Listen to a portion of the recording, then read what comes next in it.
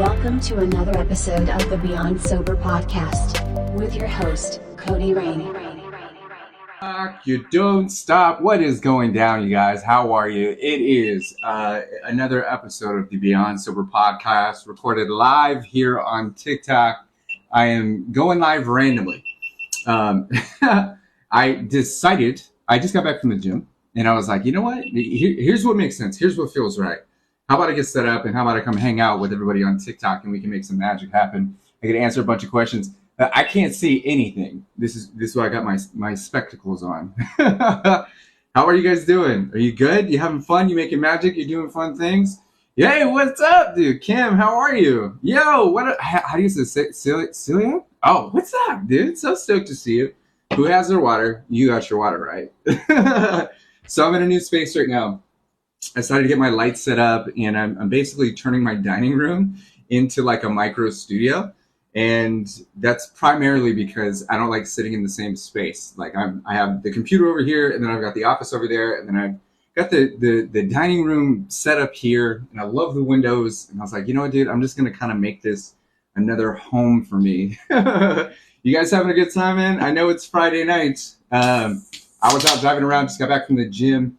That was fun. There's not as many people here at the gym as I thought there would be, which is kind of cool. But when I'm doing a bunch of ninja stuff, there's extra space. I'm at like a kind of a small Planet Fitness, and I love it. I think it's absolutely phenomenal. Everyone there is so cool. Maybe this since the trial version. Oh, it's Navy Chief. What up, dude? Your trial version of what? Beyond Sober? Dude, we're on TV now, man. Like that's what I've been doing all day long. Is getting all that content set up. I'm actually creating new content as we speak. And it's just magical. Dakota, what's up? I used to watch you like 2 years, no alcohol. Dude, I'm so proud of you. That is amazing. Every single day, amazing people. What's up, Lisa?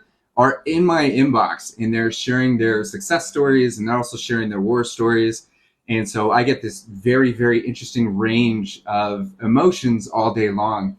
And dude, I'm so stoked, dude, to know that you're still kicking it with me, man. Like, I remember the OGs when we first started Beyond Sober, dude.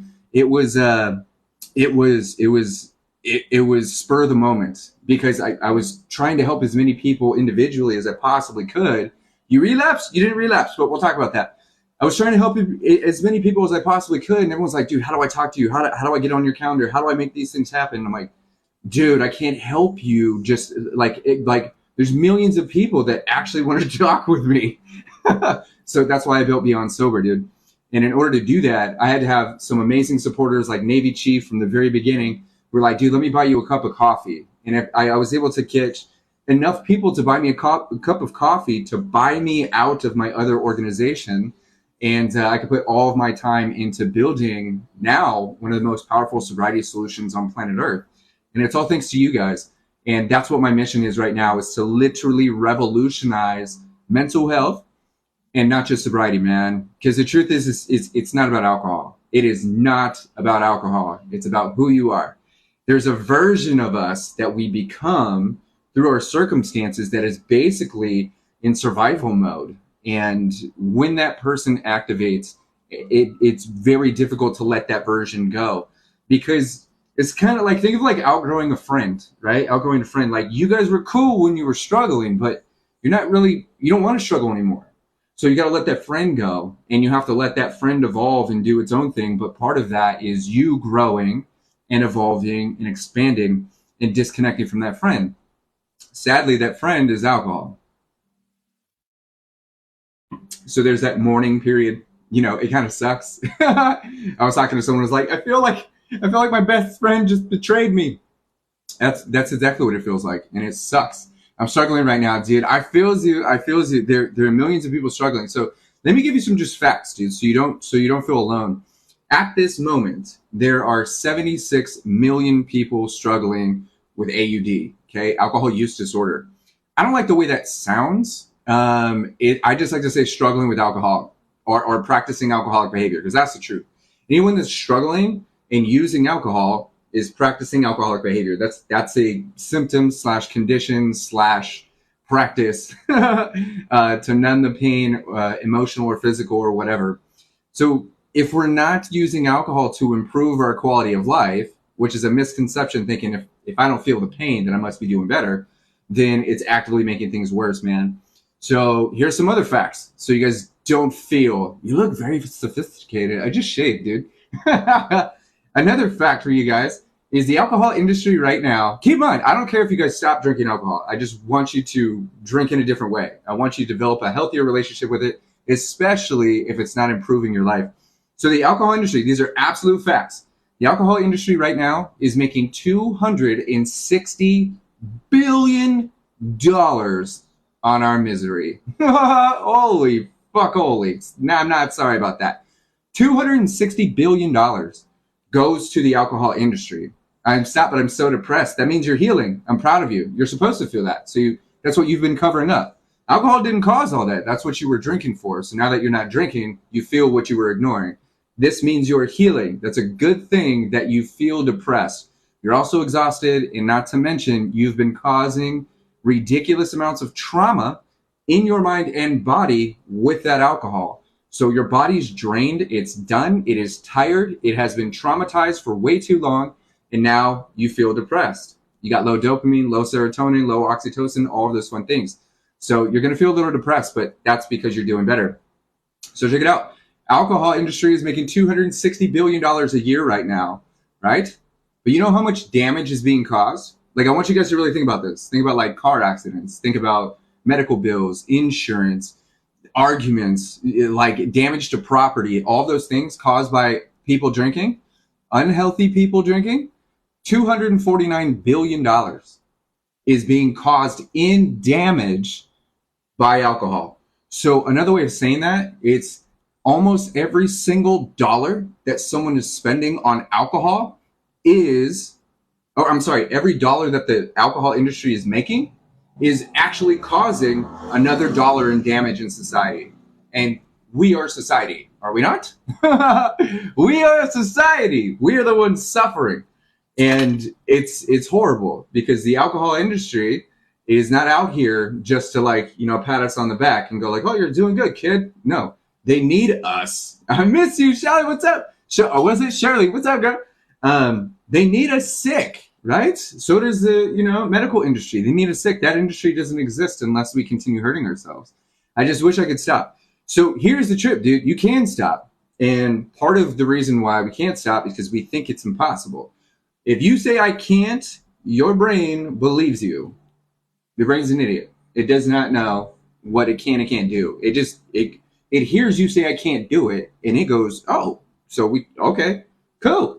But if you say I can do it, it's just really difficult, then that creates a challenge. That challenge is what your brain is designed to figure out. There's a bug in here, I know it. Where is that bug? Where's that sound coming from? My brain, I just told it there was a bug, so now I'm looking around aimlessly trying to find that cricket. There isn't a cricket in here, but my brain is acting and searching for a cricket. If I search long enough, I might see a bug or something that resembles a bug, and then my brain goes, is that it? Is that it? Is that it? And then it's up to us, our discernment, to go like, dude, that's just the crack in the wall. It's not a mantis. It's not what you think it is. But your brain is doing exactly what it's supposed to do. It's receiving commands and acting upon that information. So if you say you can't, you can't. That doesn't mean it's true, though.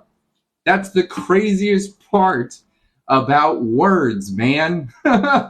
Your whole subconscious, dude, is just a whole bunch of words that have been slammed in there. And based on how you feel about those words, you take specific actions. So remember, you might feel like you can't, but that's not true. So how? How do you quit drinking alcohol? You don't. Why would you take the fuel out of your car? You still got to go places, right? If you take all of the gas out, then what do you think is going to happen? The car's going to go, no, we got to go places. We have to go places. It's going to stutter, man. It's going to have a problem. Is that a beer? This is Canada Dry, baby. And a whole bunch of water. This is number like 7 or 8 for me today. Just got back from the gym. So you got to think about this. If you just try and quit, you're going to have a bad time. Now, there's a lot of people that pride themselves on just quitting, on just going, I'm never going to have alcohol again. They did really good.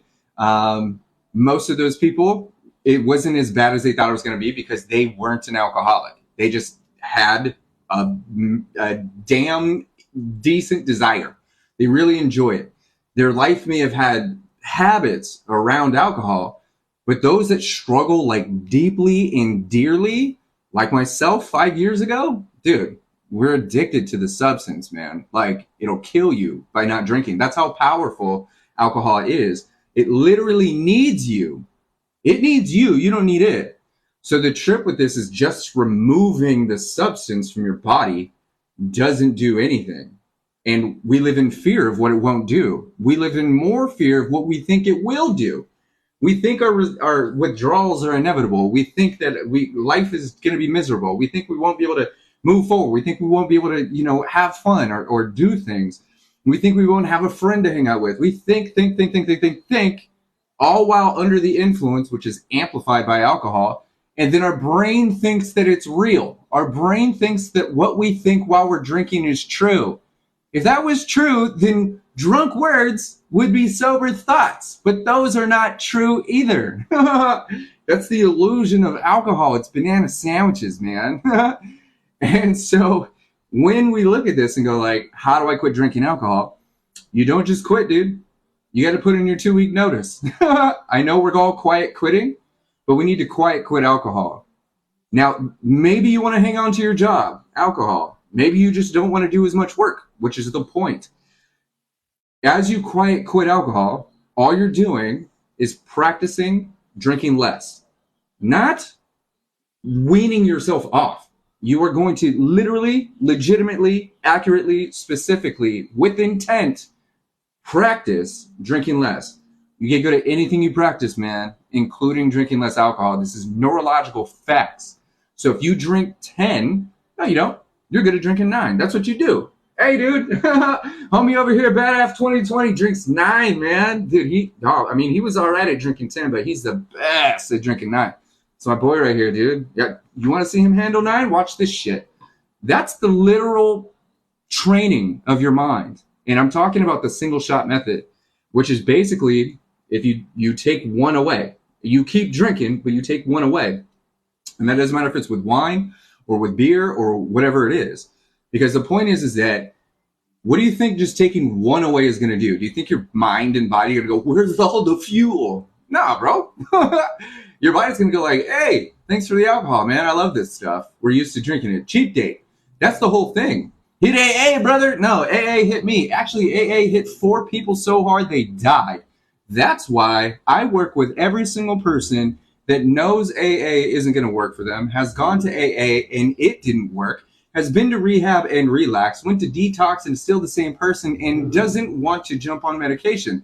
I'm your guy. That's why I created Beyond Sober, is because none of those things focus on who you are.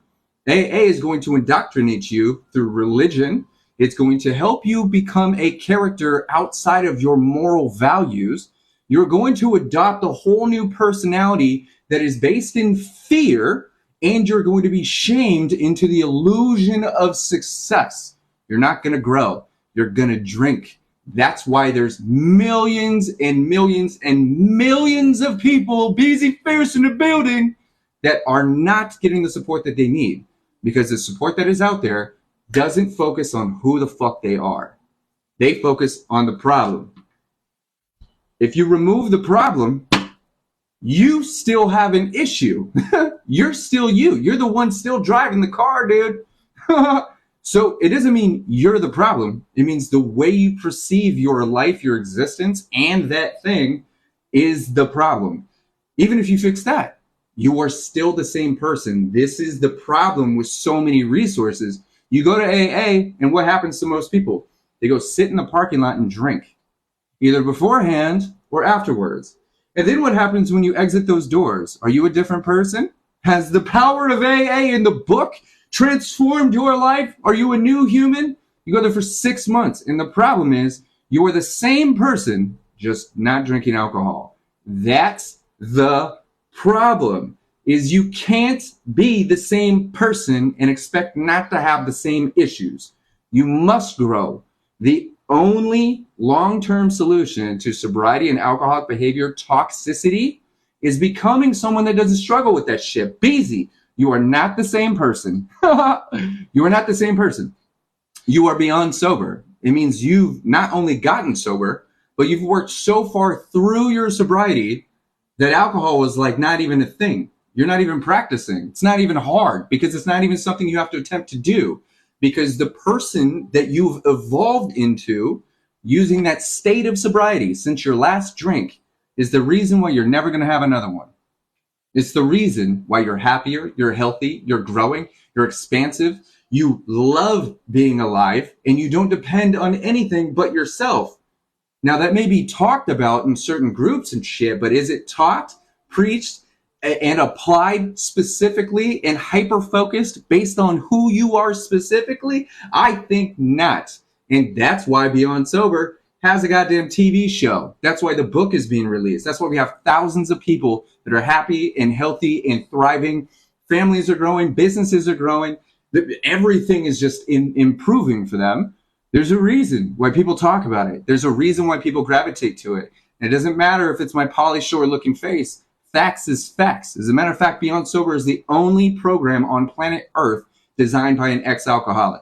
Not only is it based in neuroscience, but it's based on actuality from inside of the mind who grew from that space out. You're looking at someone that died from alcohol and was medically dependent on that shit for years. You think AA works? I would, and this is what I did do. I went to AA, and then I said, I'd rather die on my own than sit in this room and relate to people I want nothing to do with. AA is where you go to die, and a lot of people know that. But there's a lot of people that have gotten results, that know people have gotten results, and believe wholeheartedly that AA is the answer. AA is a prison. AA is court-ordered. AA is not the solution. It is the last resort when you've exhausted all options. And if you haven't even considered Beyond Sober, then you're wasting your time. That is the absolute truth. And there's a reason why they won't let me into AA rooms, is because when I walk in there and say, hey, dude, my name's Kohdi, I'm an ex-alcoholic, it goes against every single standard, every indoctrinated rule, regulation, and format that is designed to keep you in fear of your own thoughts. Imagine going outside and having to worry about the thoughts that you think. Imagine having to live your whole life under the assumption that you are powerless to a fucking fluid. A fluid. It is a liquid. It needs you. What are people talking about, dude? Most people drink. I have people in my inbox every single day. There was someone that hit me up today. I had to send him a personal message just in case we haven't connected yet. Link in bio. If you write me a question, I'll send you a personal video with my thoughts on your question. Feel free to do it, man. I do it all day long. I spent like 7 hours doing it today. But he's like, dude, I went to rehab and I relapsed 3 times. I went to detox. I'm still the same dude. I went to AA and nothing's working. Now check this out. Why is it that my homie that I just talked to a little while ago before I went to the gym, dude, he was drinking roughly 30 shots a day too, a bottle and a half when I talked to him. And then AA wasn't working for him. And then he and I had an hour and a half, almost 2-hour conversation. And then he went back to AA with a new mindset. And now he's getting results. There's a reason why that shit doesn't work. It's 87 years old. When was the last time your grandpa gave you good advice in the modern age? Goodness fucking gracious, dude. That's old shit. That doesn't mean it doesn't work. But if you enjoy being beaten into success, then maybe the pain is good for you. But the truth is that I guarantee you're going to go farther with a crew of people or even just a thought process that goes, dude, you're killing it. I'm so proud of you. You're so much further. It's that encouragement. It's the recognition that you exist, that you are not a burden, that you are not a problem, that you are not the issue, that you actually fucking matter. And you have the power, just like I do, to transform the entire world to be a happy, healthy place. I'm not special, dude, just as human as you guys are. The only difference is what I've done since my last drink 5 years ago. I decided to grow into someone capable of delivering a message like this. That's it. That's it. but just not. It's not because I stopped drinking. That's not the answer. That's not the reason why I'm in the position that I'm in. It's not the reason I get the opportunities that I get. It's not the reason I continue to show up. Alcohol has nothing to do with anything, because once you stop drinking, you're not fixed. First off, because you can't fix something that's not broken. Second off, alcohol, not drinking it, just gives you the opportunity to become who you're seeking with every fucking sip. There's a version of us that we unlock and feel like we're acquiring with every sip. It's a more peaceful person. It's a funnier person, a more expansive human. I'm not as boring when I'm drinking. I'm more entertaining. Everyone likes me better when I'm drunk. Why is it so impossible for us to achieve when we're not drinking? It's because we have inhibitions. We have boundaries, things that tell us, no, you're not funny. Nope, you can't do that. Nope, people don't like you. Nope, you're a burden. Nope, all these things. Trauma, bullshit, crap, society, politics, personal, all these things. We've become enslaved in our own minds, and then the quickest route and the most promoted route out of it is a shot, is a beer, is a glass of wine. And then over time, with pattern and habit and do it again, you don't know any different. And then your brain, as dumb as it is, you aren't dumb, your brain is. Your brain is just a lump of jello in a dark room trying to figure out what's happening outside your skull. That's what your senses are. So your brain doesn't know the difference. So when you do this, you're thirsty. If I did this every day, every time I was thirsty, I drank ginger ale, my brain would automatically start craving ginger ale. It is associating thirst and dehydration with ginger ale. This is why I might have one of these a day after I've had all these things. When I'm thirsty, I drink water. When I'm thirsty, I don't think about ginger ale. That is a gift that's secondary. That is not the primary source. There's nothing special about that. That is just practice. That's neurological programming. So if you can write a code so deep that it feels impossible to stop drinking alcohol, then isn't it possible that you can write a code even deeper, that it is 100% possible? Makes sense, right? It's literal science. But when we talk about it from this science perspective, we go like, oh, I don't really care about that shit. Do something 50 times and you'll have a new groove in your brain. It'll be a permanent thing in your mind. So think of how many times you've had a drink. How many times have you picked up a drink and put it to your lips? How many times have you been drunk? Is it more than 56? Then you've written a code. You didn't know that was happening. You didn't intend to do that. That wasn't the point. The pain is what got you to pick it up. But the trauma that you're causing or have been causing, trust me, I did it too, that we're causing with the poison is what keeps us drinking. Because what happens when we stop? It hurts, man. I don't like being sober because I have to feel my feelings, and I don't like my feelings because it hurts. I don't like being sober because my back hurts a lot. I don't like, not being inebriated because, I have all these racing thoughts of my past, and, I just don't like it. I don't want it. I don't want it. I don't want to hurt. I don't want to be in pain. I don't want to remember it. And the trip with this is we don't drink because we don't care. We drink because we don't want to care. It's because we care that we drink. This is where the misconception comes in with everybody. Everyone that doesn't understand you, please listen to what I'm saying. They don't understand you because they don't know why you drink. They think you drink because you don't give a shit. But the point is that you drink so heavily and in the way you do because you care so fucking much. That's the facts, dude. So many people, dude, I'm hanging out with, and I'm crying with these cats. Men, women, everybody. They don't just care about themselves. They care about their family. They care about their job. They care about their future. And they feel that if they could just numb that emotion out, they'll be able to keep on trucking. Keep on trucking. That's what we're supposed to do, right? We're not supposed to live happy and healthy. We're supposed to keep on fighting. We're supposed to keep on struggling, right? You deserve more happiness the longer you struggle, right? Your payoff is that much better the more you can handle. So the worse that your pains are, the better the pleasure, correct? Is that why we punish ourselves with alcohol? And then numb those pains with more of it?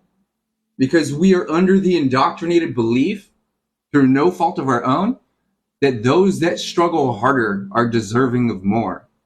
That maybe if I hurt myself long enough, some happiness will happen.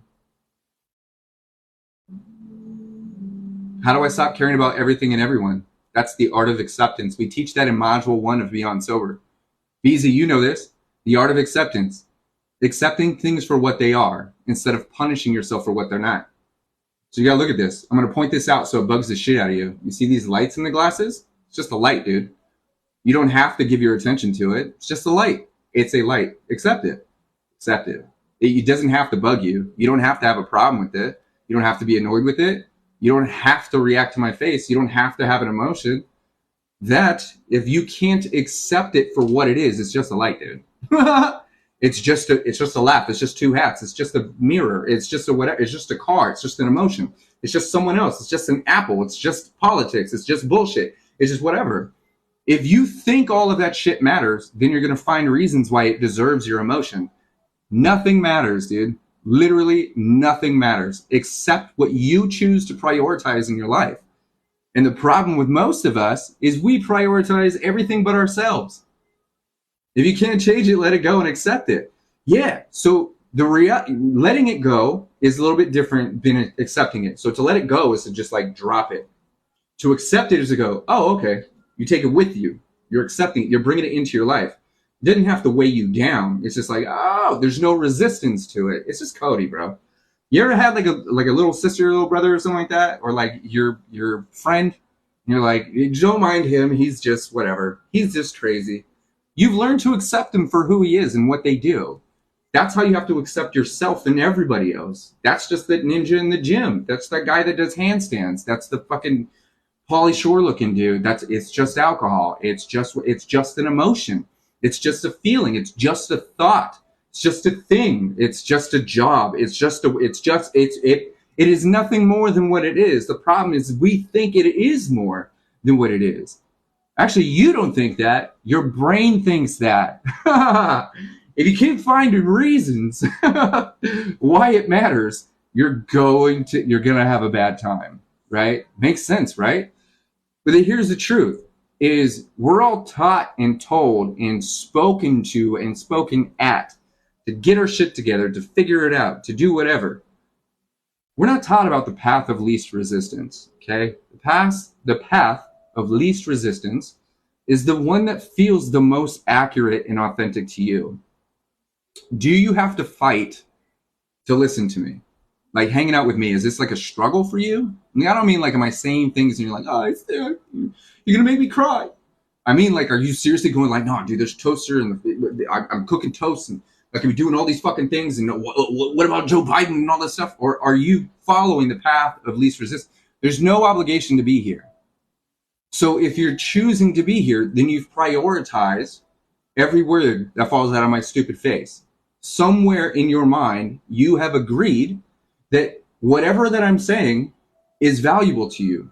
You're giving it priority. It's a decision. I'm not forcing you to be here, and you're not being forced to be here. That's the path of least resistance. It's a no-brainer. But the same goes for food, and the same goes for friends. The same goes for thoughts. The same goes for emotions. I'm just depressed today.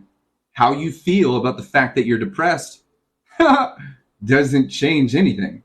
How you feel about the fact that you're happy does change everything, though. I'm having a great day. Interestingly enough, on happy days, there's a tiny bit of sadness. He's at the peak of your happiness. You wish there was somebody there to share it with. You wish everybody could feel that feeling. But when we're drinking, we can't even reach that. We're physically unable to reach that state of mind because we're under the influence. What's up? So good. Ahimsa. What's up? So good to see you. Thank you for hanging out. All of this is preventable. You know, it's all preventable. In the same way that, like, keep in mind, like, Canada Dry is not improving my quality of life, my overall quality of life. It's adding to the moment that I'm in right now because damn, that shit's good. It's good. I'm rewarding myself. Not because they did something, but because I deserve Canada Dry. I like that shit. It's good. Like there doesn't need to be a reason for me to drink it. I like it. I do it. It feels right. You're saving lives. I appreciate you. Thank you so much. And I do what feels right. You do what feels right. But we're also taught to go against that too. You know what feels right, but you haven't practiced saying no. You haven't practiced defending your beliefs. You haven't practiced defending your truths. You think something bad's going to happen. You might feel like the world's going to implode. You might feel like something is out to get you, like you're in trouble if you stand up for your truth to your core. Dude, if you don't like Canada Dry, don't drink that shit. Why you don't want it, that you don't have to explain that to me. It doesn't matter. Even if I asked you why not? You don't have to answer that question. As a matter of fact, I don't even answer why questions. Canada Dry is the best ginger ale out there. Oh, Canada. So we look at this and go like, I have no obligation to explain myself. You have no obligation to explain yourself. You don't have to do anything, right? Yes, I have an alcoholic husband and sons. So here's the thing.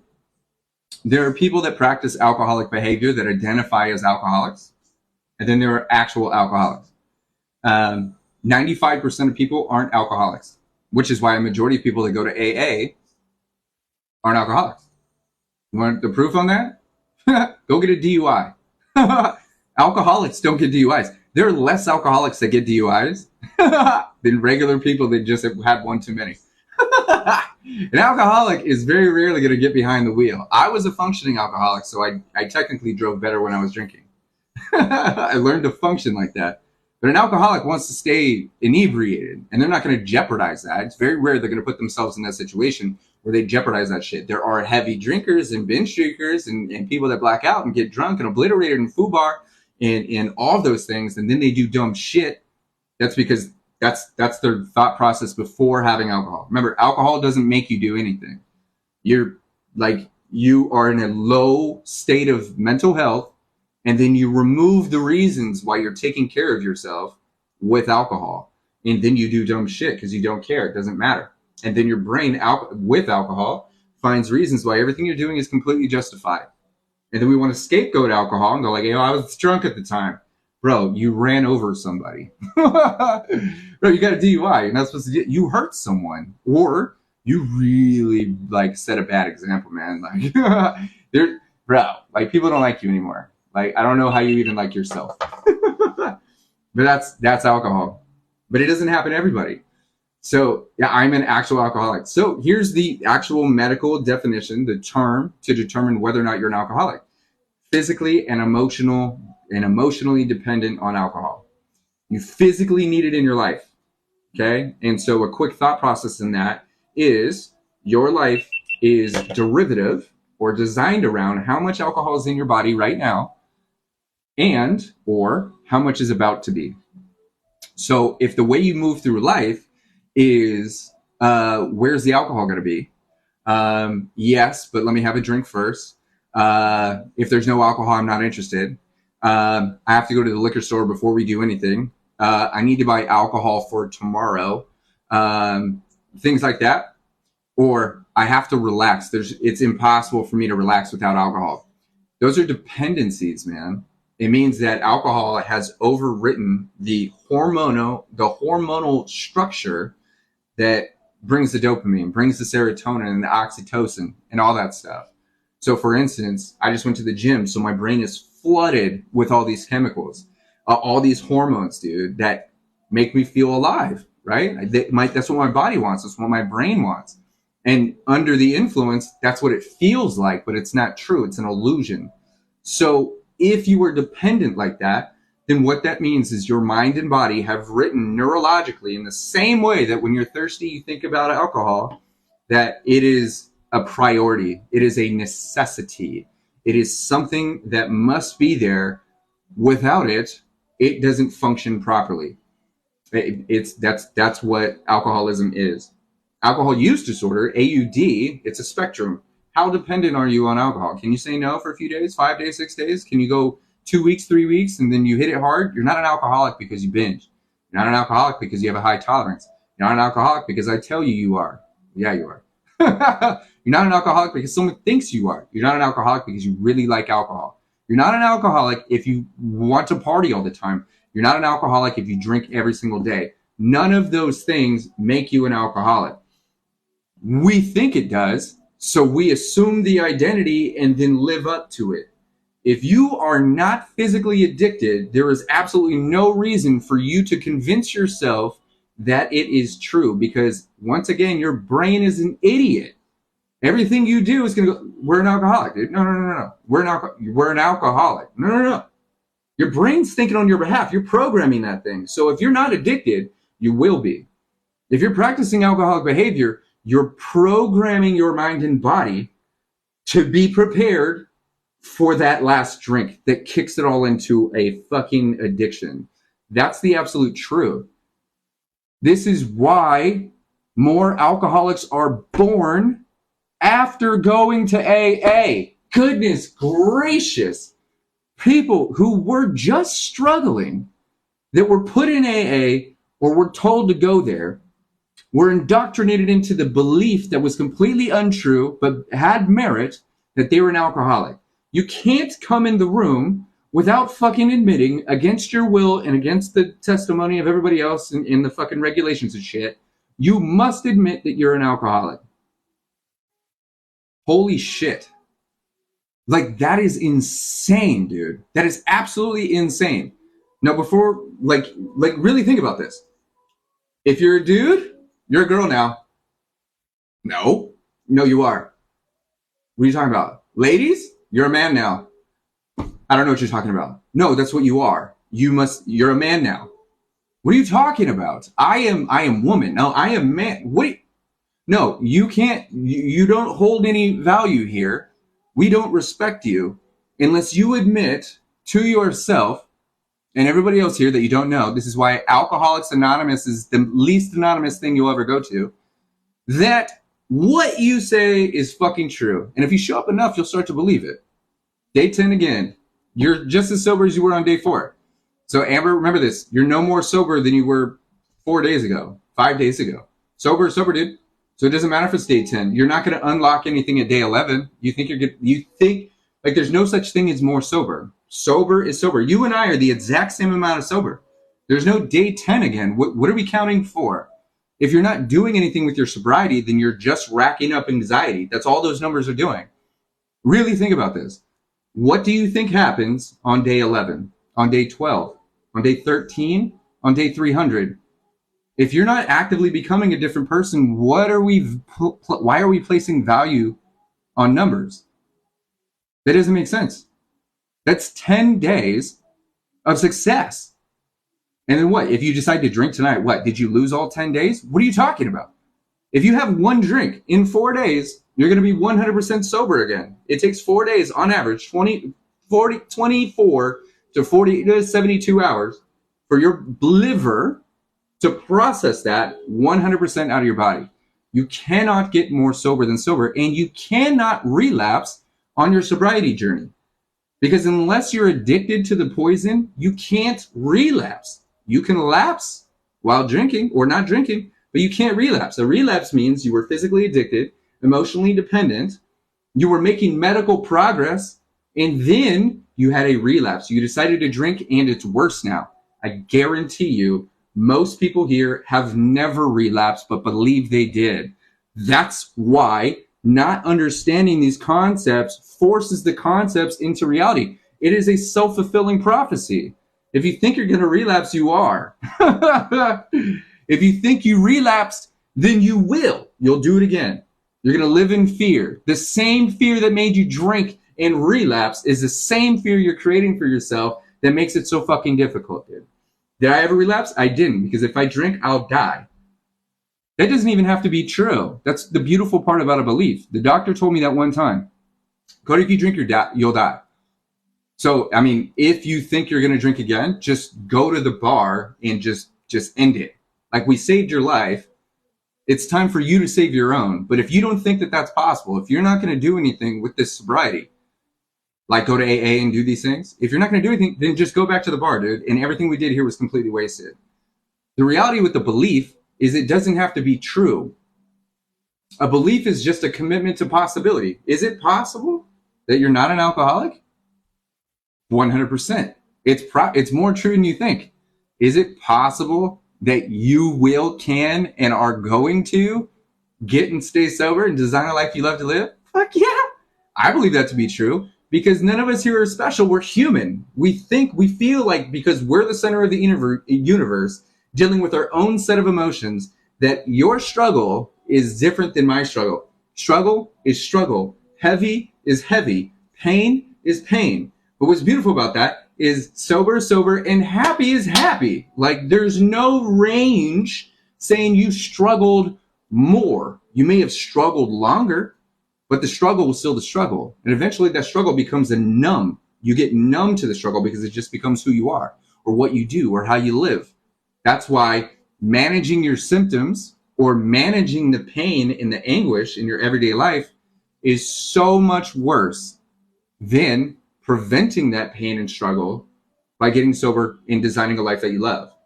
Happy people do not punish themselves with the poison, dude. If he could, we did, you can. Yeah, 100%. I've been sober for 11 hours. It's been rough. Yeah, dude, it's going to be rough. So I'm going to drink water with you. If you got water, drink it. Right now, 11 hours. So if you haven't had a drink in 11 hours, your body is probably just starting to recognize just a little bit. You consciously are aware that the alcohol is not going to be there, which creates what's called subliminal anxiety. It means that if you're actively attempting to not drink for a while and you're looking for that fourth day of zero alcohol and medically considered 100% sober, then you on a conscious level may be giving yourself a little bit of anxiety. With that, proper anxiety management is going to be deep breaths in through the nose, out through the mouth, water, right? You want to rest. You want to sleep. I know you probably use alcohol to go to sleep, but alcohol is the reason why you can't sleep. We want to practice drinking, not drinking less. Practice drinking more water. Focus forward. It's not about not drinking. Please listen to what I'm saying, dude. Every single time that you say, I can't drink alcohol, guess what you're doing? You're thinking about alcohol. You're talking about alcohol. You're reminiscing on alcohol and all of the things associated with it. And you're actually triggering anxiety based on a loss.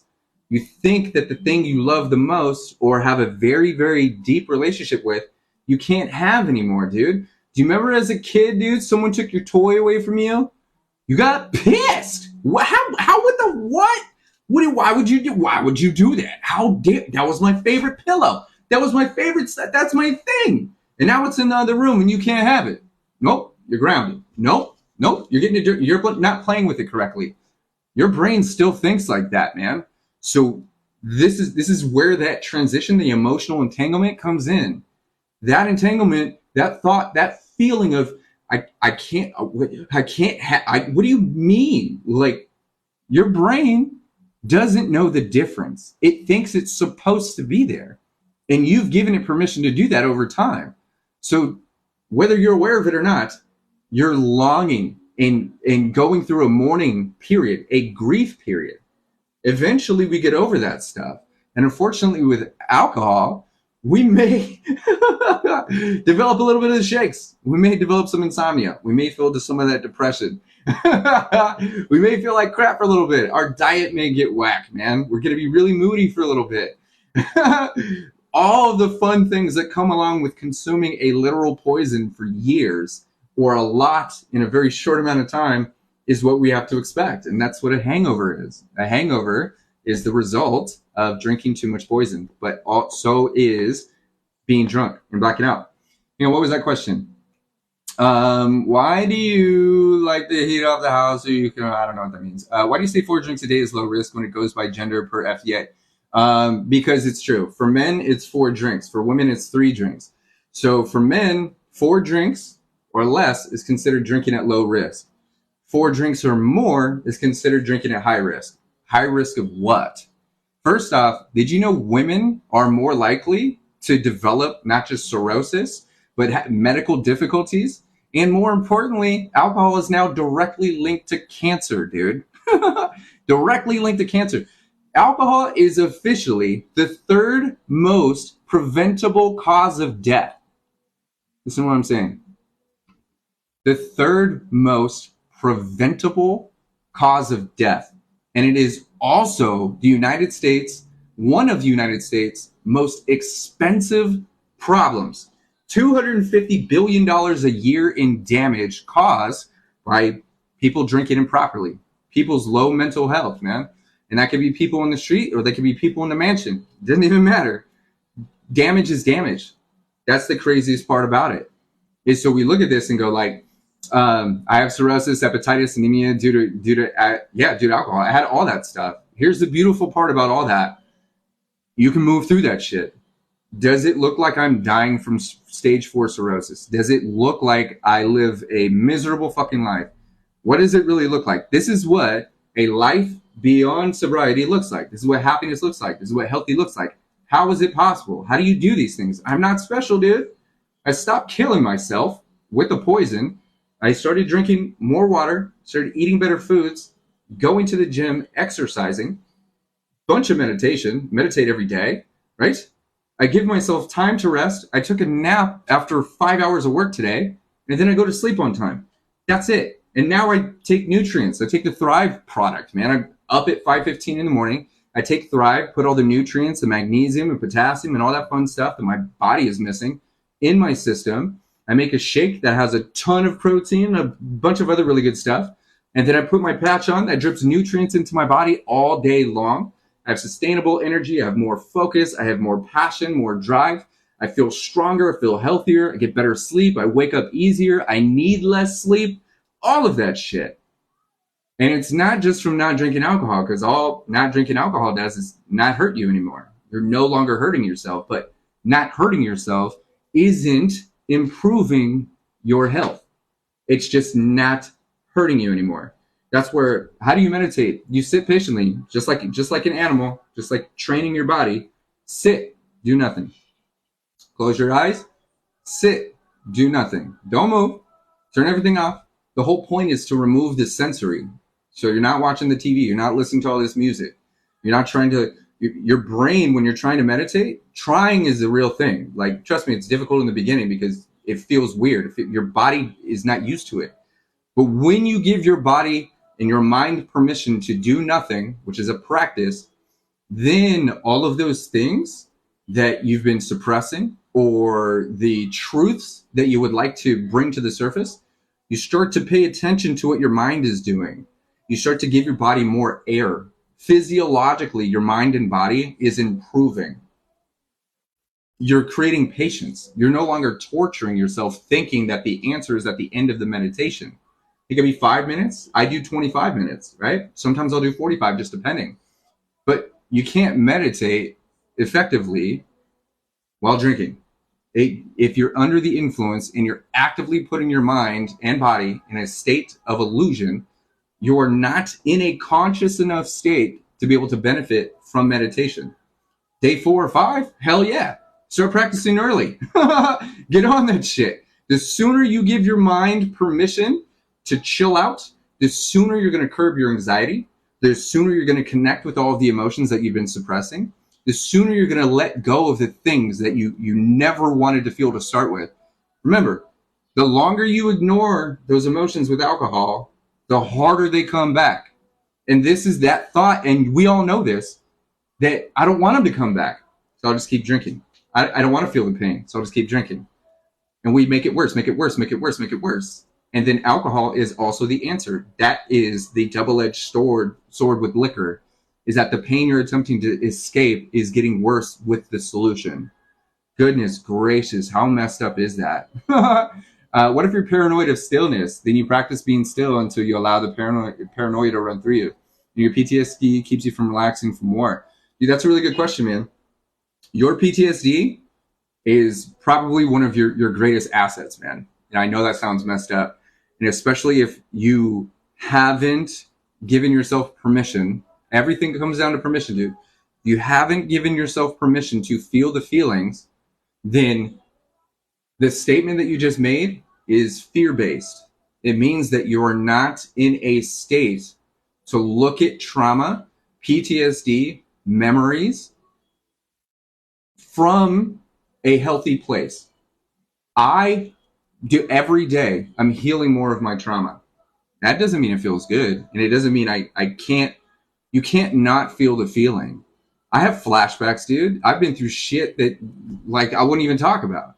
I have extreme PTSD. There's a lot of stuff. Like the stuff that I share here, that's just like camera friendly stuff. Like there's things that I'm like, damn, I can't even remember most of my childhood. It was that bad, right?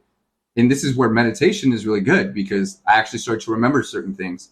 When I clear out all the shit, I give my body and my mind permission to interact with each other and bring these things to the surface. And then I'll let it out. I'll process it. At least I'll understand it.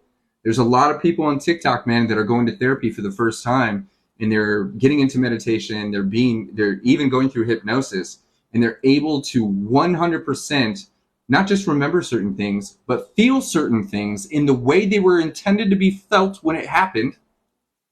And they no longer suffer from it. You will have PTSD for the rest of your life, but you don't have to suffer from it. You will have trauma. Trauma is permanent, like a scar. You will have that, and you do have that for the rest of your life. That's not who you are, but it's a part of who you've been. You are not your trauma. You are not the pain. The pain is just an experience. So is happiness. So is peace. So is abundance. So is success. So if you are afraid to be still, that's why you be still. That's it. If you're afraid of your own mind, that's when you start thinking. Because if you don't practice thinking, then thinking happens to you. Then you are a permanent slave to the thing you did not ask for. You did not ask for that to happen, yet you're not giving yourself permission to get stronger from it. If you've been to war, dude, you've seen some shit. If you've been in a violent household, you've seen some shit. If you've survived some physical activities, man, you've seen some shit. You felt some shit. But that's not here now. All of that exists up here. So my question to you really is, where is the pain when you're not thinking about it?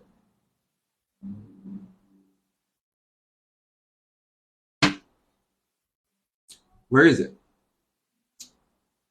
Is it under the pillow? Do you like put it, you like set it over here and you pick it up tomorrow? Where is the pain? It's vacant, right? Do I do individual sessions? I do. I work for people up to, or with people up to 9 months, dude. 1, 4, and 9 months. If anybody's interested in working with me personally, hit the link in my bio and I'm going to send over a page that has like Beyond Sober, single shot method. There's a place to apply. And actually now on the 28th, we're doing a public Beyond Sober Community Connect Q&A session. We have over 100 people that are going to be meeting with us on Zoom live, all the sobriety coaches, so you can ask a bunch of questions and connect and meet a lot of the community. We're going to throw out discounts and opportunities. Each of the coaches has something magical that they're bringing to the table. We're going to have guests and things like that. So if that sounds fun and you want to actually meet a majority of your peers and all the cool kids that are making magic happen, then hit the link in my bio, share your info. I'm not going to spam you, and I will send over that registration link. It is totally free. And we're going to be doing that to start with once a month. We're going to see how you guys do. I want to make sure that I have a questionnaire that goes out too, such as what would you like to talk about? What would you like to hear more of? What are you struggling with? How happy are you right now? And based on how everyone answers those questions, we're going to start designing one of the most powerful mental health and sobriety solutions outside of the official program. Super powerful stuff. So if you're even remotely curious on how you can connect with me, that's what I do all day long. My calendar is slightly open right now, and I'm looking for a group of people. More importantly, I'm open to working with a group of people individually that I know I can get long-term results for. So if that sounds good, then please connect with me. I see people coming in and connecting with me right now. Drop your info. I'll send over everything. And if you want to apply, the only qualification is that you're ready to work with me and we get along well. If that's the case, then we can start making moves. So yes, I've been watching for a while. You've been helping a lot. I've made progress. Dude, I'm so proud of you, man. That is amazing. Haven't caught you on here in months. Aaron, dude, I moved to Nashville. This is my second place in Nashville. I have the 3-bedroom, and then I just moved to this kick-ass 2-bedroom because I don't need 2 spare rooms. And I've probably been live. This will be my 5th time in 2.5, almost 3 months, man. So you're catching me in rare form right now. And the main reason why I've been, we're going to say, indisposed is, first off, Brianna and Joey were here for a couple months. So I took all that energy, put it into the family. They unfortunately had to go back to Canada, and I won't see them for another 6 months at least. Brianne's doing full-time in school, getting her bachelor in psychology. Super stoked for her, super powerful. I'm just so in love with her. She's amazing. But then also, I have the Beyond Sober book, which is 30 chapters, which is every single section from inside the Beyond Sober program. 30 chapters, 5 sections of homework, and then I'm collecting all of the biographies from all the sobriety coaches. So the Beyond Sober book, shalom, will be launched probably in January, and it's going to be launched around the same time that we publicly market the Beyond Sober TV show. So it's a 24-hour streaming sobriety network. Motherfucker, you don't got to call a hotline anymore. You don't have to go to a program. I mean, we're always going to recommend you do that, because what you get on TV is not what you get inside a program. But the truth is that Beyond Sober has been offered the opportunity, and as of today, a majority of the content is up, and I'm creating new content for those platforms. We're going to be on 314 streaming networks 24/7. We're paired with Apple, Android, OTT platforms. The app is coming out.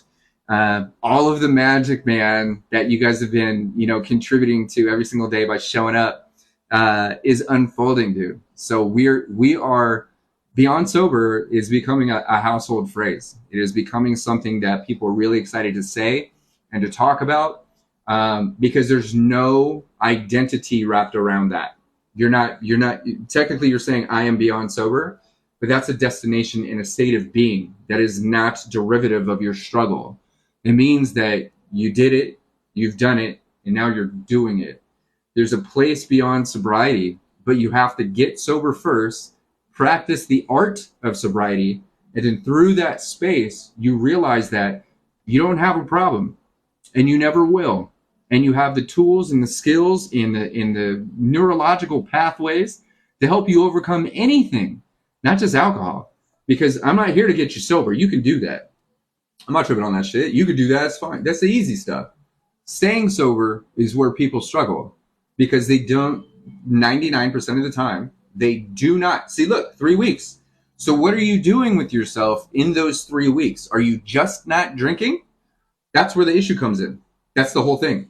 I can go 3 weeks, and then something I used to do happens, and I have the same feeling, the same thought, and I take the same action. There's a reason why after 3 weeks, you do the same thing. Part of that is anticipation. You think that it's going to happen. Well, I can't make it past 3 weeks. 3 weeks, 3 weeks. Now you write it, and you write it. 3 weeks. 3 weeks is the mark. 3 weeks. 3 weeks is coming up. 2.5 weeks left. 1.5 week left. 1 week, and then I start to struggle. And then it's this, and then it's this, and I'm almost there. Anxiety. Then that anxiety kicks your ass, and you just give in and go like, see, I fucking knew it. That's not your fault, dude. Your brain has been conditioned. Ignore your message? Okay. Your brain has been conditioned to assume that you're going to fail at that point. This is the same concept of being in the gym, where, for instance, today, I was doing it's called a spider curl, right? And it's like you're leaning, you got the bench right here, and you're leaning in, you're curling up. And then there's a point, Joey Swoll talks about this. So I think it's Joey Swoll. He goes like, look, dude, are you stopping because your brain is saying it's too heavy? And you're like, you give out, you don't do the 2 more, you don't do the 1 more because your brain says it's too heavy or getting too heavy? Or is it your body that physically cannot do anymore? There is a difference with that shit. So most of the anticipation, and I noticed that I start to count when it starts getting heavy, dude, my brain wants to go back to what's familiar, a comfortable state. It wants to put the weight down. That's what heavy does. Heavy doesn't just mean gravity and matter. Heavy emotionally, man. When something gets heavy, your first thought is to put it down. because I can't hang on to this, right? But it's on the other side of that you develop the super strength to carry it just a little bit further. That's why the second you feel like giving up is the exact same second you develop the strength to go through it. It's like courage. Courage does not exist without fear. Courage is doing it because you're scared. That's what, you know what discipline is? You don't develop discipline and then go do something. You go do things and then you have discipline. The reality with this is discipline is doing something you don't want to do because you don't want to do it. I don't want to do it. That's why you do it. It sucks. I know. That's why I'm doing it. I don't like it. I know. That's why I'm doing it. But doesn't it hurt? Yep. That's why I'm doing it. Because you understand that? That's the reality with discipline. We're just taught to go like, just do all these things and just, just whatever. It's not like that. You have to do the thing from a state of difficulty to develop the strength to be able to lift it. If you can't pick up a 5-pound weight or a 5-pound emotion and expect to fucking get Joey Swole with this shit, you have to struggle through this shit. It is meant to make you feel like you're going to crumble. The crazy part about all this is your emotions can't hurt you. Your brain's not going to explode, dude. Like your body's not going to fail. Over a long time, you might stress your body out and you'd be like, I got to go to the hospital. I got to take a nap. But the point is not to have a life that you have to escape or design a life that you have to manage. There's a difference between managing your life and structuring it. To hold something down, right? To structure your life in such a way, starting with the thought, structure your life to where you're actually excited to execute it, because everything that you're doing is moving you forward. And another part of moving forward is not feeling like you're moving back. So you might not be achieving this crazy hardcore glory status and like unlocking all these things, but you're also not hurting yourself. You're also not moving backwards. You're also not talking crap about you. You're also not abusing yourself. You're not self-sabotaging. You're not, like doing all these things that you really don't want to do. You got to remember this, man. There's two versions of us happening at all times. Technically three, but the two that we notice is the one that's doing all the things we don't like and we know better, and then the one that's watching all of that happen. You're sitting here going like, why do I do this? You're not doing it. The facade, the character that you've been playing for so long has been conditioned to just do these things. And you are sitting here going, why is this happening? And then you feel out of control. Like it doesn't matter what you say or what you do. It doesn't change. This is where we practice getting that character to do what we want it to do. And it feels weird, dude. Like with anything, thinking a new thought, feeling a new feeling, all these things, it doesn't just happen. It doesn't just show up. Another way of saying this is you've practiced becoming this person your whole life, your entire life. Pink Cloud, we'll talk about it. Your entire life, every single thing that's ever happened to you in your entire life has helped you become someone that you do or do not enjoy. So you think removing the substance that helped you manage that stuff is going to transform you into someone you haven't even begun to practice being yet? Holy crap. This is why it's a struggle. We think or conditioned or told or somebody somewhere convinces us that, if you just stop drinking, you can get your life together. No, bro. You stop drinking and then you can see who you've become. When you stop drinking, you're in a clear space to recognize who you've accidentally become. You didn't choose to become this person. If you love you right now and you're good, cool. But if you don't, you didn't choose that, man. How do I stop? I want to stop. You have to practice drinking less first, and then you can stop. But the point with this is quitting alcohol is going to put you in the most advantageous position of your entire life. Elizabeth, thank you so much. Because you're in a position to thoroughly evaluate yourself. Once you stop drinking, this is why people call it like getting sober. Once you get sober, 4 days with no alcohol, then you get to see what's underneath. Now, that's a scary thought for those that haven't practiced being a very strong person. Because being strong and feeling strong are different. You can be strong. You've been strong your whole life. But at what point do you feel strong? Feel strong. You know you got this. Not you'll be able to manage it with alcohol, so you're good. But you know at your core that you are the strongest person that you know.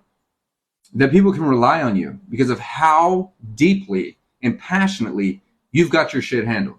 That's feeling strong. Feeling strong is a dimension of trust. You know that no matter what happens, whether it's a hurricane or an emotional storm, you got this. That's strong. That's strength. It doesn't just show up, it develops. So just not drinking, you got to keep in mind, you've been being so strong for so long that you can't continue being strong anymore without hurting yourself. Because alcohol is a tool. If used correctly, it improves your quality of life. If used incorrectly, it destroys your quality of life. It is a tool no matter which way you use it. But the difference is those that need to practice drinking less also need to utilize that space between drinks to actually, hell yeah, thank you, actually feel strong. And you don't just feel strong. You feel like crap, man. That depression kicks your ass. You start finding reasons why, you know what? It's just one drink. You know what? It's not that bad. I'll just do, that's just a habit. It's it can't be that bad. I didn't die. I don't marry. She's an alcoholic, right? She's fine. We're all fine. Like, it's not that big of a deal. I'll just, maybe tomorrow. Like, not right now. I don't want to do it right now because, I can always do it tomorrow. You're just practicing putting things off. The longer you put things off, the harder it becomes.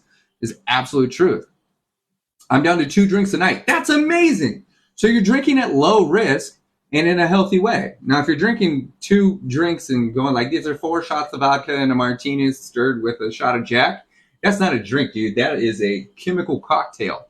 But a drink is 1.5 ounces of liquor, or like a beer, a glass of wine, a single shot, a single regular margarita, whatever, a single drink. So if you are, keep in mind, you don't have to quit drinking alcohol or even slow down your intake unless it's not improving your quality of life and you're just tired of it, or it's actively making your life worse. So if just having 2 drinks isn't improving your life, then definitely consider drinking just 1.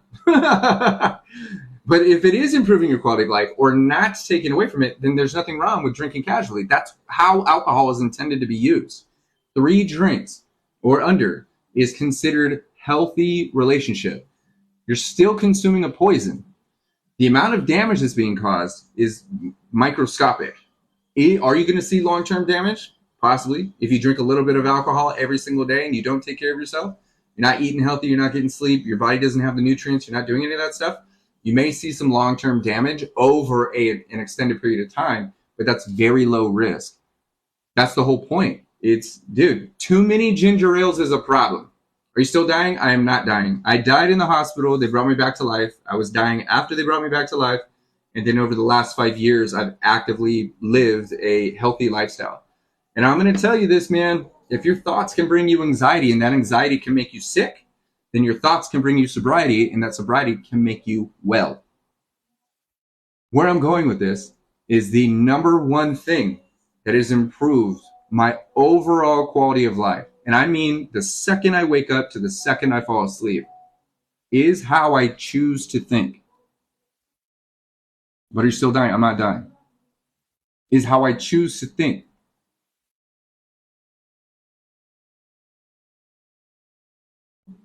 My thoughts depict my reality. I'm happy, I'm healthy, I'm abundant, I'm successful, I'm at peace, I'm growing, I'm expanding, I'm evolving, I'm unstoppable. All of these are thoughts that come through every single day. I program myself. Is that Amanda? What up, girl? How you doing? It's so good to see you. I've programmed myself to think these thoughts so I can feel these feelings. So if you have the same thoughts as you did over there, and then you continue having the same feelings, then you're going to continue taking the same actions. Amanda, you know this. You quit drinking. You're a success story. So look, Amanda, are you the same person?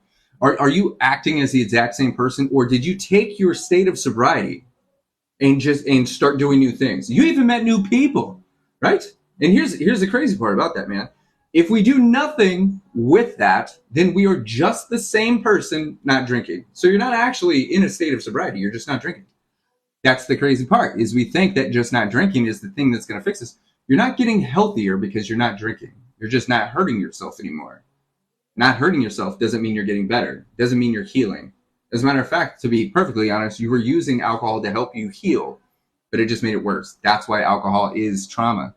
I love to watch your TikToks. I wish my son could get over his addiction. Addiction is one of the most, if you ever want to understand addiction, think about how you felt when you started to write that comment, and then imagine like you didn't have to say that. So like, this is what addiction feels like. Every single comment, you felt compelled to do it, right? You didn't have to. Nobody said comment. You just did it. Nobody said like, nobody said anything. You felt compelled to do it. You're like, I gotta say this. I want him to hear this. I want him to read this. I want him to know this. I want to say this. I want to feel this feeling when I do that thing. Just leaving a comment like that is what addiction feels like. And you got to think about that and go like, no. The way we talk about leaving a comment is the same way he thinks about his substance. No, I got to do it. It's logical. I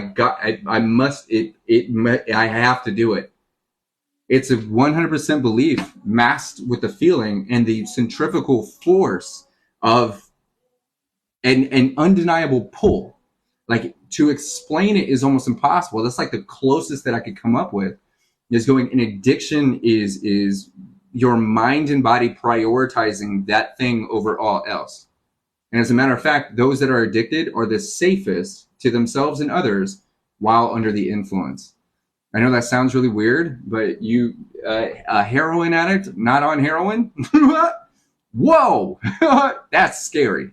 But also people like you're the old version of me, a high functioning alcoholic. You wanted me to be drinking, trust me, because if I wasn't drinking, it's not like you had something to worry about. I had something to worry about. I couldn't talk to you. We wouldn't have this conversation.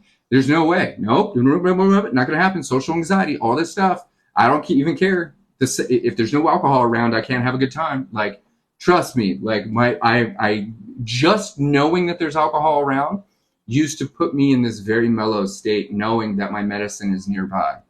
That's an addiction, dude. Like, absolute 100% addiction. It feels just like that. It's hard to explain, man. A Christian can hold God's hand. That is addiction. That's really interesting. I'm not sure if I understand exactly what that means. I met God. I actually am God. I died and I've become the entire universe. God wasn't there. The God that you're referring to, he wasn't there, because he is me and I am it, and we are they and they are us, and together we are one. You are also God. Paulina, you know this. My dad died from liver failure. It changed my outlook on alcohol for sure. Dude, there's so many amazing people who have been burdened with the reality of a family member dying the exact same way that I did. And I say this, man, I have a moral obligation, dude, to continue sharing my story and helping as many people as possible, because that's preventable. That's preventable, 100%. That was a tongue twister. I know. That's alcoholism is preventable. Nobody is born an alcoholic. Nobody, even with a genetic predisposition, which is absolute bullshit unless we understand it, nobody's born an alcoholic. They're conditioned to become one. And you can look at society, you can look at poor mental health. Alcoholism is a mental health issue. Alcohol is just, if you drink too many sodas, that's a mental health issue. Nobody becomes addicted. You don't just like sit here. If the substance didn't exist, remember this, if alcohol didn't exist, alcoholism wouldn't either. It's just true. So there are people that have a genetic predisposition. All that means is a slightly higher chance of developing alcoholism only if they practice alcoholic behavior. Now, I want you to remember this. This is the absolute truth. This is neuroscience. These are absolute facts. If you don't drink the way an alcoholic would, you're never going to come close to activating that alcoholic gene. I know people whose every single person in their entire family is an actual alcoholic. All of them had a genetic predisposition, but why isn't he an alcoholic? Why isn't his family an alcoholic? Because he doesn't drink like they do. They didn't start drinking like an alcoholic after they became an alcoholic. They drank the way an alcoholic did and then became an alcoholic. That's how every single alcoholic is born, dude. How they're conditioned. You don't just wake up with an addiction. If you don't do what alcoholics do, you won't become one. And the same attribute is if you train like an Olympian, your chances of becoming one are pretty high. You're training for the Olympics, you're putting in some work, dude. You could be genetically blessed with, like, what's his name? Michael Phelps, like whatever, fish things, gills. You can have gills, but if you never swim, there's no fucking point in that shit. It means nothing. And so many people are latched on because they want to find an excuse. I'm gonna go like, my dad suffered, my mom suffered, my whole family suffered. That's not because of a gene. A gene doesn't make you an alcoholic. You activate that gene by acting like one. These are facts, dude. Same with addiction. If you practice consuming an addictive substance, your chances of becoming addicted is almost 100%. Now, alcohol isn't inherently addictive until you've used it incorrectly for way too long. These are facts, man. This is different from like heroin and cocaine and all these different things. Dude, one time with that crap, which is why I've never done it, you can develop a dependency, an actual physical addiction. Your body and mind could love it so much that it's like, nope, nothing else matters. And it literally starts thinking on its own behalf. Like a parasite, dude. It gets in your mind, and then it starts to depict every action of yours. As long as it leads towards that thing, we're good. That's what addiction is, man. That's crazy. It's crazy. Addiction is a parasite of the mind. It literally embodies your entire being. And the substance becomes the end result at the beginning and at the end of every decision, big or small. That's crazy. That's crazy when you really think about that shit. And then we look at our circumstances that breed us to be someone that just accepts information like that. It's crazy. I practiced being an alcoholic for 15 years. Now I'm practicing being sober. Fuck yeah, dude. That's amazing. I practiced drinking like an alcoholic for 16 years. And then I became an actual alcoholic. This is why I say this, man. You're only one drink away. If you drink at high risk, you're only one drink away. You have no idea what drink it's going to be that pushes you over the edge. When your body goes, oh, I guess this is just what we do now, huh? Parasite of the mind. That's addiction. That's alcohol. Alcohol is a narcissist, dude. It needs you to need it. It wants you to want it. It doesn't mind causing problems because it's there to hug you when it hurts. It doesn't care if you're upset because it's there to give you the biggest hug. It needs you to act narcissistically so it can give you it can give itself permission to exist in your mind. God damn, alcohol is just. Keep in mind, I don't hate alcohol. These are just neurofacts. Like, alcohol is awesome. I've learned some amazing things, had some amazing times, met amazing people, achieved amazing, amazing, amazing things. But it also killed me, dude, right? And I would have achieved all of those things and more had alcohol not been a part of my life. Because the proof with that is what I've done in the last 3 years of my life while not drinking far exceeds 10 times fold anything I achieved prior to developing alcoholism. 100%. Anything. My entire life. I never achieved anything close to what I'm capable of right now and what I already have. Nowhere near that, dude. My greatest day faded is my shittiest day happy. And I'll never get there. I don't even give myself permission to get that low. It's not that I have bad days. I just have not so great days. Every day is phenomenal, but the level of its phenomenality is a range. My happiness is on a spectrum too. Holy crap. You're making up for it now. That's true. It is true. keep in mind, I don't feel like I owe my past anything. I don't feel like I wasted time. This is something that a lot of people do. I was hanging out with my homie the other day. He was homeless in a truck stop. Beautiful guy, super cool cat, man. Love that dude. He's like, dude, I had it all. Like I had the girl, man. I had the car. I had the house. I had the money. I had this. I could have. I should have. I would have. If only. And I'm like, bro, you understand that the only reason you feel like that is because you're a better person now.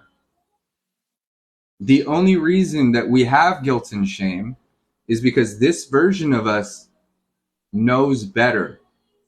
Now, you didn't know better and weren't capable of doing better then. Because if you were, you would have done better then.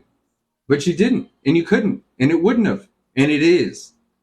Beating ourselves up, thinking like the guilt is going to somehow beat you into submission and you submit to pleasure or whatever. You think that holding on to that shit, like shaming yourself. I can't believe I did that. I can't. Were you drinking?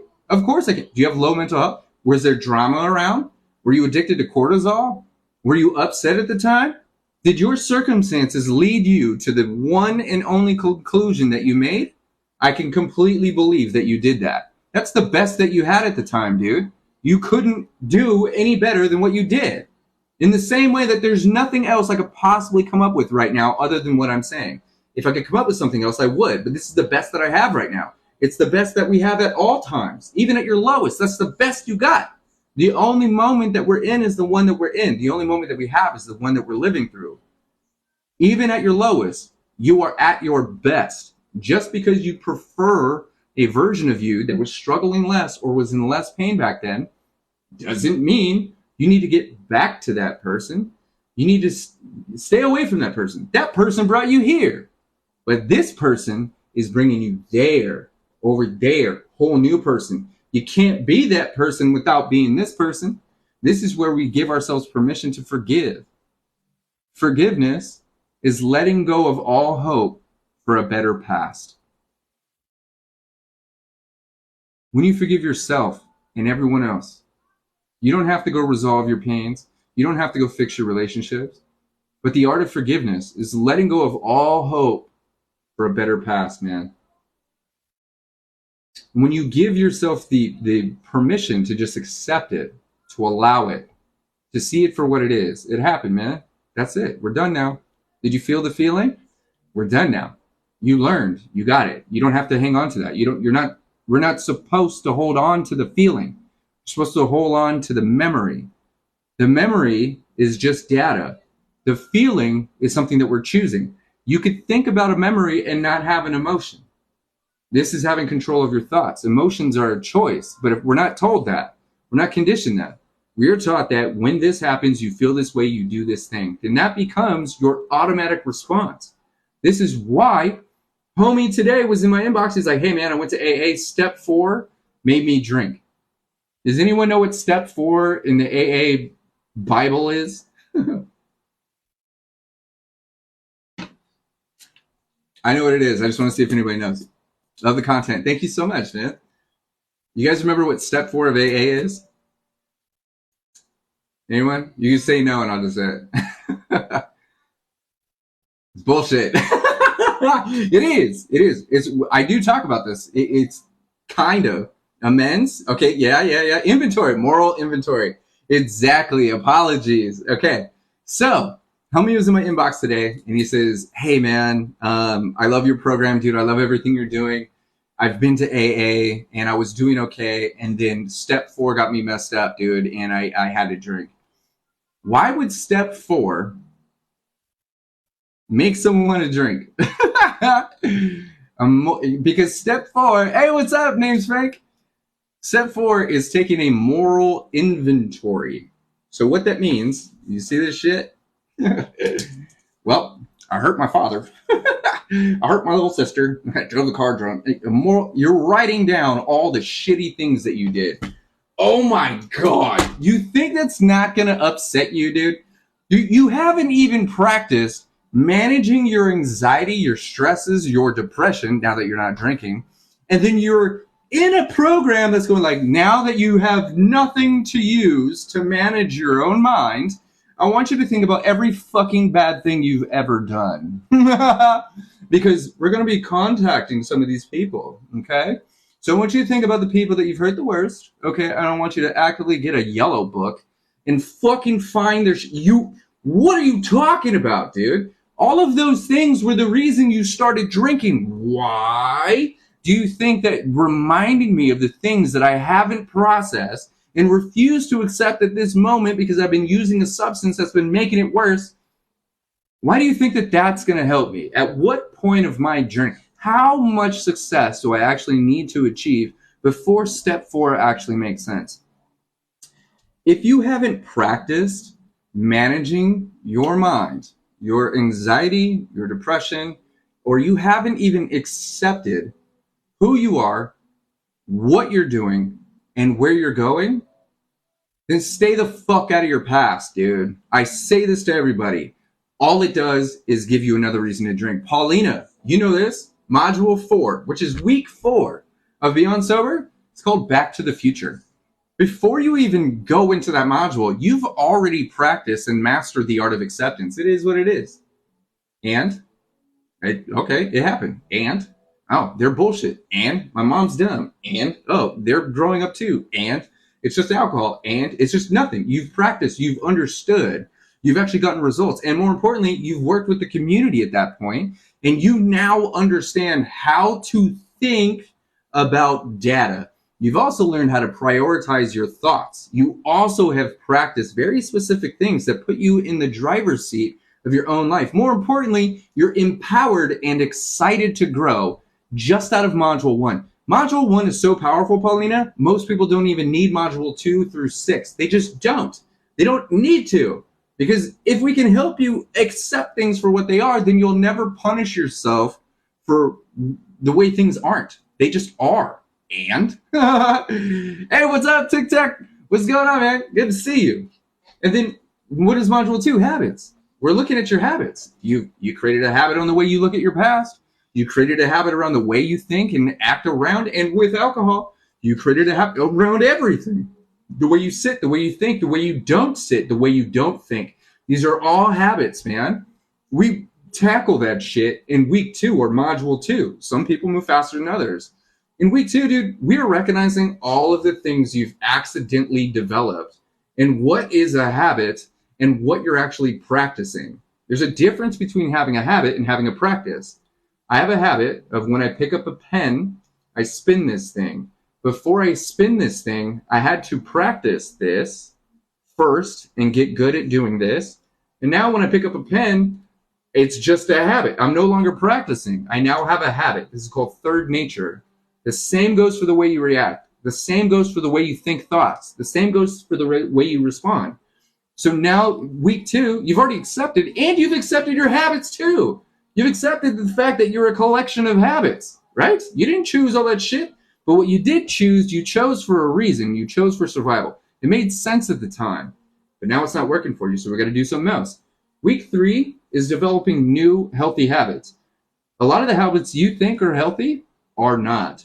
So determining which is a good one, which is a bad one, and actively starting to develop the habits, starting with Module 1, of taking care of your shit, thinking new thoughts, doing new things, feeling new feelings, then you're in a position to take a look at your past, dude.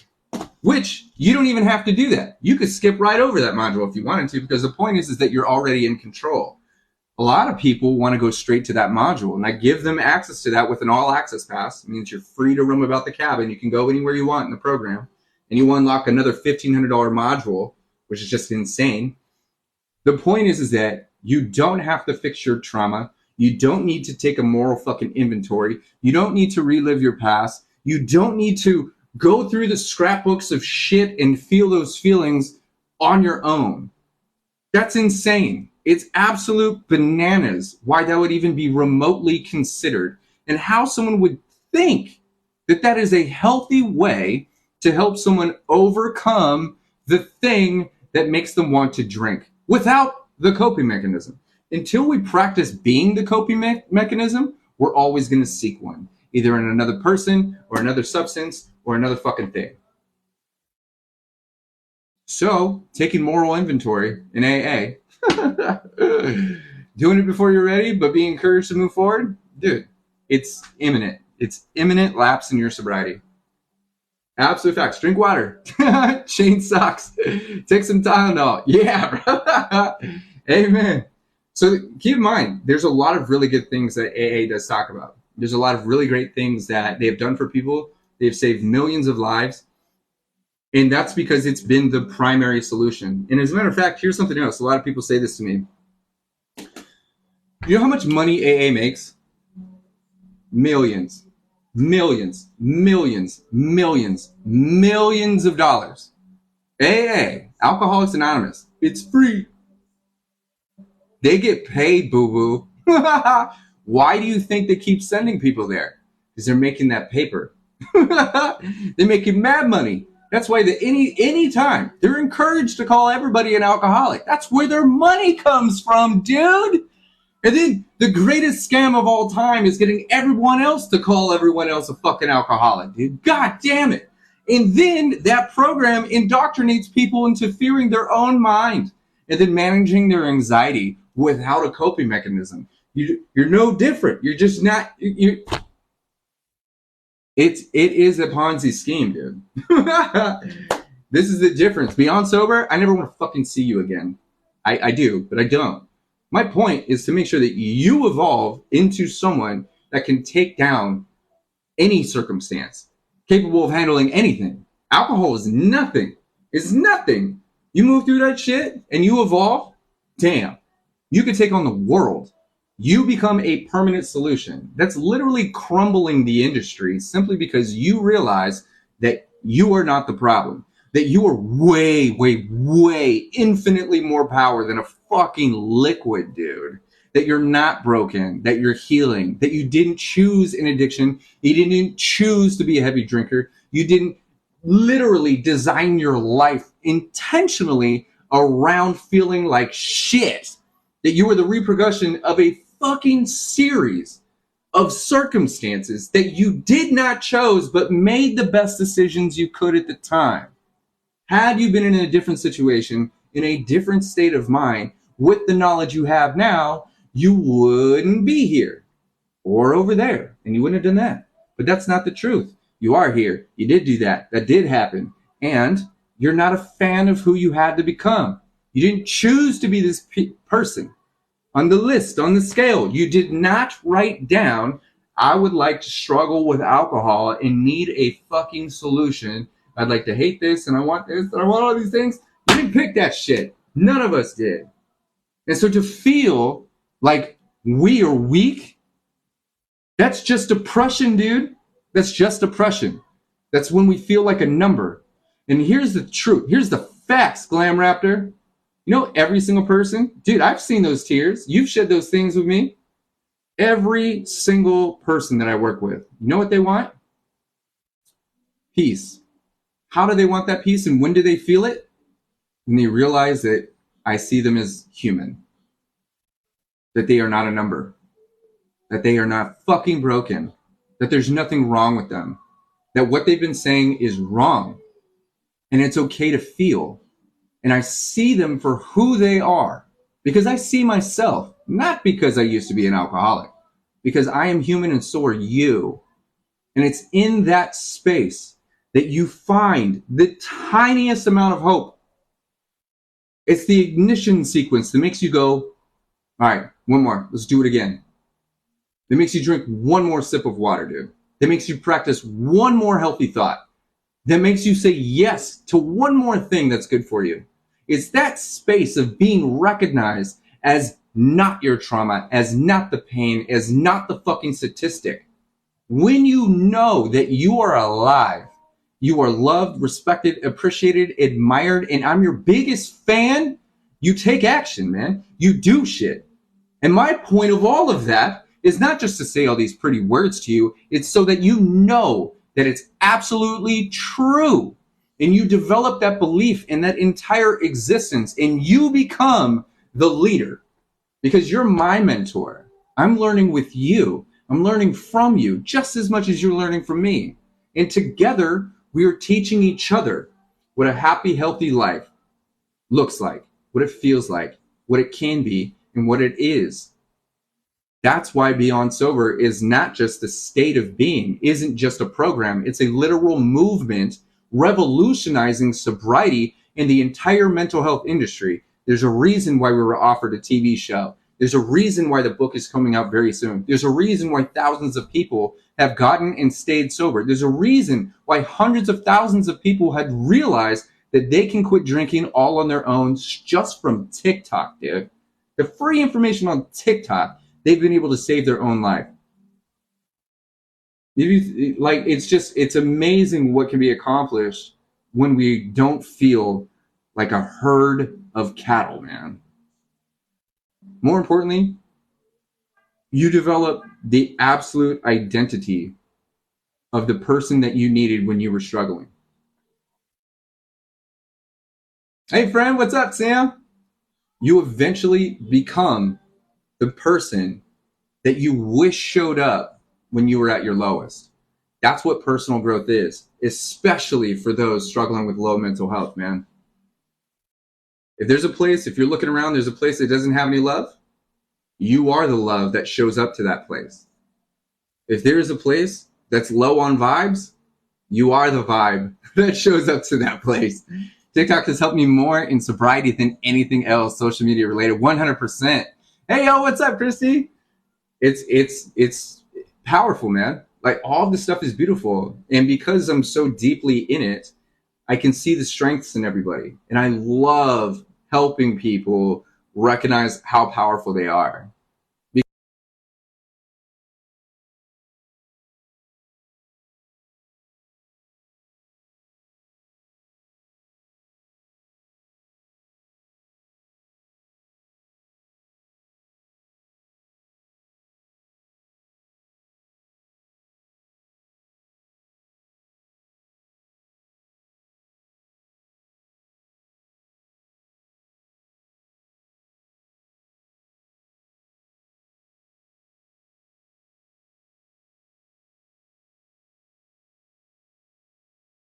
You guys can hear me now? Looks like my mic just died. Yeah, I gotta plug this thing back in. Look at this little guy. You guys can hear me, yeah? There's no sound? You can still hear me? You back? Okay, cool. There we go. Thank you. So I think that is... my phone's about to die too. I'm gonna go charge this stuff. So check it out, man. I love you guys so much, man. Thank you so much for hanging out with me. I'm so glad I went live. Sometimes they forget how not just therapeutic, but how passionate I am. And sometimes I struggle to figure out what to do with my time and where I want to put it. And you guys just remind me that I have a lot to share, and I have so much encouragement for you. That you are unstoppable, man. Like, what I bring here is just a very small portion of what we talk about inside the program. So if you're struggling, it doesn't matter if you're struggling with alcohol or substance abuse or toxicity or thoughts or whatever. If you are ready or even remotely interested in improving your mental health, keep in mind, I wake up every single day and everything I do is improving my mental health, improving my state of being every day. So if you're looking for anything like that or interested in anything like that, Beyond Sober is the place to go, man. It really is. The team is coming together. We are constantly creating new solutions. We're developing new opportunities. We're just formulating these concepts that are really revolutionary. And we'd love for you to grow with us. And more importantly, your success is our success, man. Beyond Sober is you. It exists because you do. It's not just an idea. The space beyond sobriety is you. And you reach that space way sooner than you think. And you don't have to be struggling with alcohol to be sober or to be beyond sober.